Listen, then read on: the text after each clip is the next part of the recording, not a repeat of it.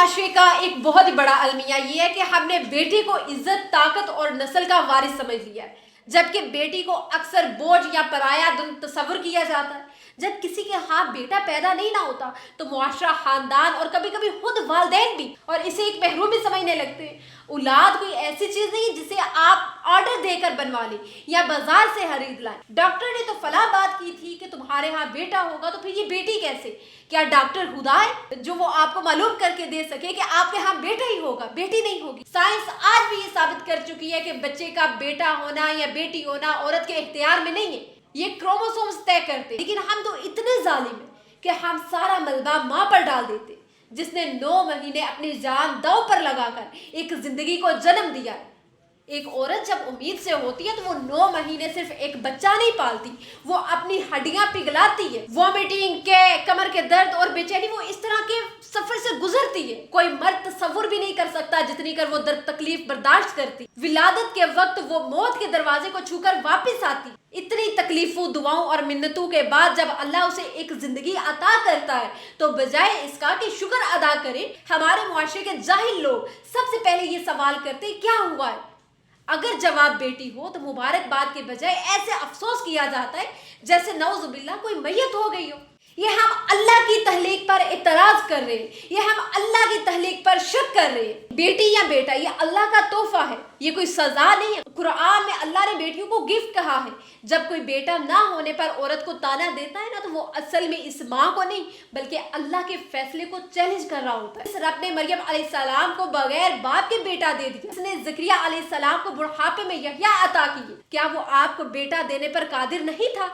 اگر اس نے آپ کو بیٹی دی ہے تو اس میں کوئی بہت ہی بڑی حکمت چھپی ہے جو ہماری چھوٹی سی عقل نہیں سمجھ پا رہی۔ قصور اس ماں کا نہیں ہے جس نے بیٹی کو جنم دیا ہے، بلکہ قصور اس سوچ کا ہے جو بیٹی کو بوجھ سمجھتے ہیں۔ بیٹی تو وہ رحمت ہے جو اپنے سائے میں اپنے باپ کے لیے جنت کی ضمانت لے کر آتی ہے۔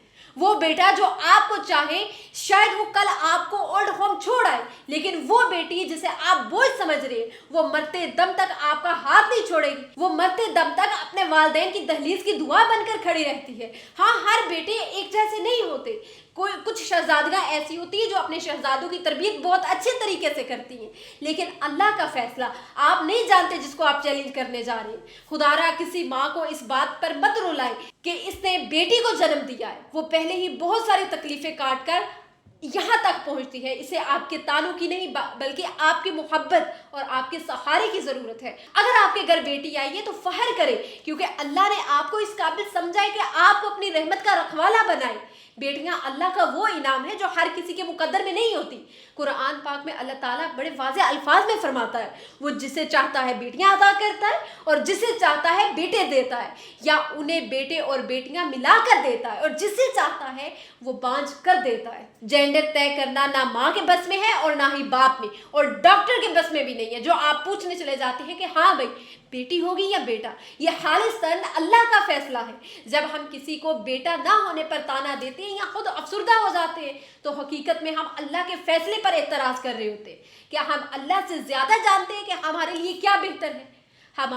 ہمارے معاشرے میں بیٹے کی تمنا اس لیے کی جاتی ہے کہ وہ بڑھاپے میں آپ کا سہارا بنے گا، لیکن ذرا غور کریں کیا سہارا صرف بیٹا ہی دیتا ہے؟ آپ صلی اللہ علیہ وآلہ وسلم نے فرمایا جس نے 2 بیٹیوں کی پرورش کی اور ان کی اچھی تربیت کی، وہ قیامت کے دن اس طرح ساتھ ہوں گے جیسے یہ 2 انگلیاں۔ بیٹی وہ نعمت ہے جو پیدا ہو تو باپ کے لیے جنت کے دروازے کھولتی ہے، شادی ہو تو شوہر کا آدھا ایمان مکمل کرتی ہے، اور ماں بنے تو جنت اس کے قدموں تلے ہوتی ہے۔